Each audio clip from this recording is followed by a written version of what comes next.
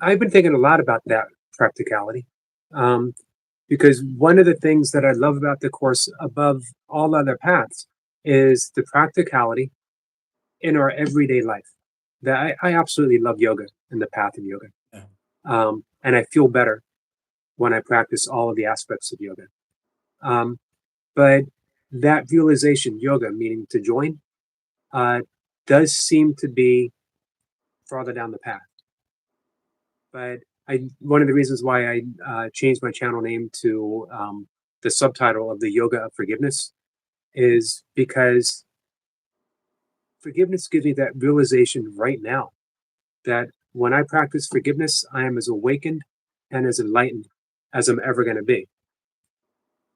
Yeah.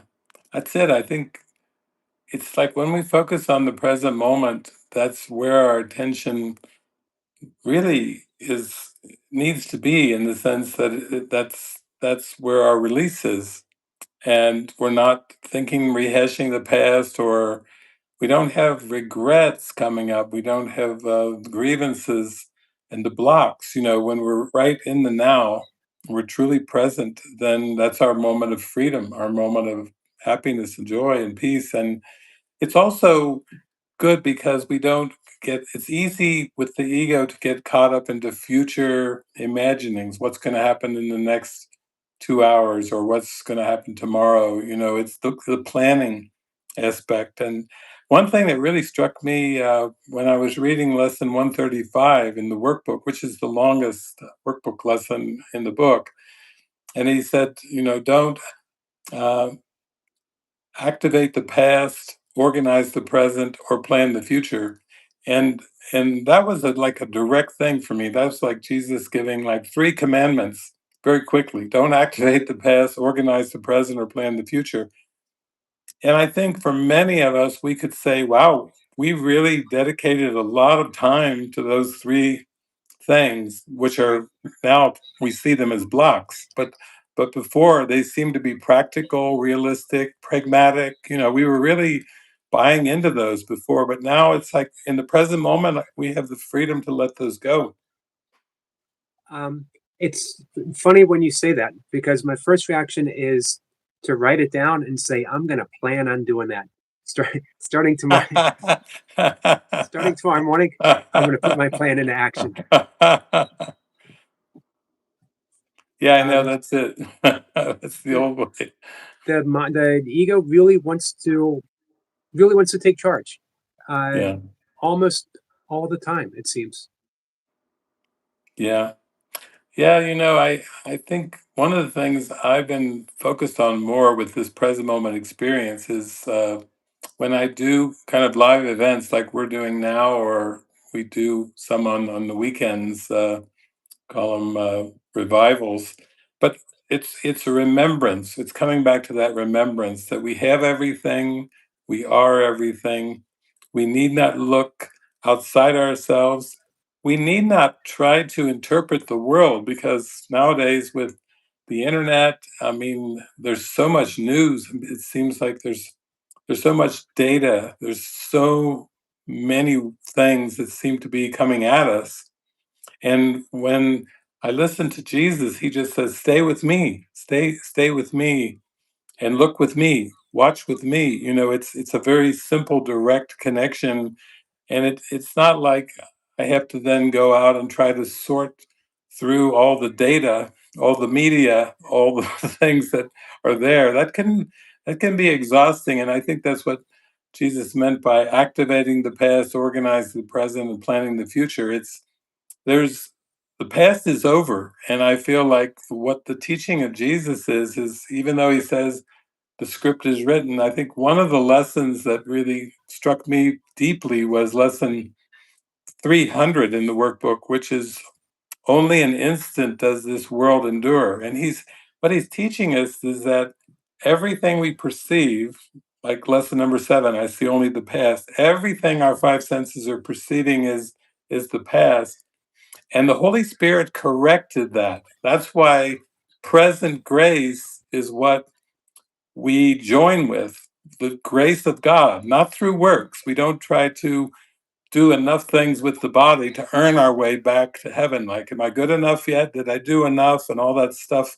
But it's more like really think back and say, well, if the Holy Spirit corrected this dream, and my sole responsibility is to accept the atonement or accept the correction, then I think that's where my attention needs to be. And one of the things in the text, he says, you're not responsible for the error, but you are responsible for accepting the correction for the error. I read that sentence over and over because that is a ticket to innocence. That's a ticket to guiltlessness, to sinlessness, to really divine joy. If I'm just responsible for accepting the correction, and the correction is joy, then I want to give my full heart, my full mind over to that one thing. What really strikes me with that comment is the the present tense of the word correction. It's not saying that you're responsible for correcting, because a lot of people might hear that wrong and think, well, now I got to go correct myself and others. It's been done. It's already been done. Yeah, it's already been done. The thing also I like is Jesus says in the text, never correct a brother. And when we live, what I'm just going to say next, this is like the key, the golden key. Never correct a brother. Do not question him and do not confound him. So you really look at that. Do not correct a brother. Do never correct a brother, he says. Do not question him. Do not confound him. That's teaching me we want to behold the essence of our brother or sister as they really are, the light.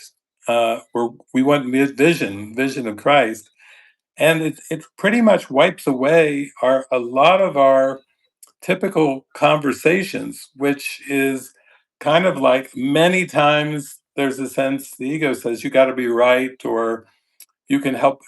Jesus says, no, I don't want you to point out errors. I want you to look with the Holy Spirit and not see error. He has in italics, do not see error, do not make it real.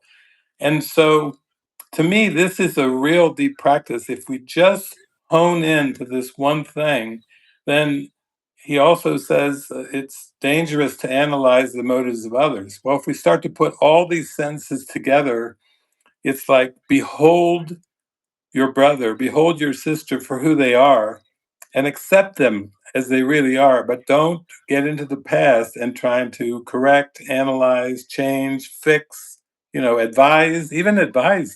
That's, but I don't want to confound somebody by offering them advice, and I don't unless they actually ask me, like, can you help me? If I get an invitation, then I'm open. But other than that, I'm not into that.